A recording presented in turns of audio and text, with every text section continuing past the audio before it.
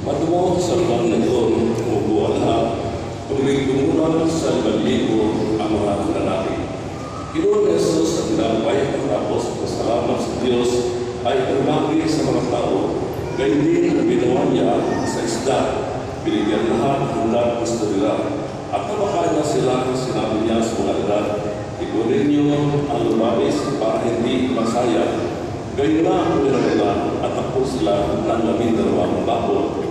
Nang makita ng mga tao kababalatan ginawa ni Jesus, sinabi nila, tunay na ito ang propeta pa rin ito sa sanlibutan.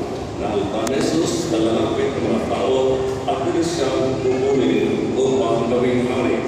Kaya muli siyang umalis ng isa patungo sa pamumuhan. Ang mabuti balita ng Panginoon. Magandang hapon sa inyo, kapatid. Tayo ngayon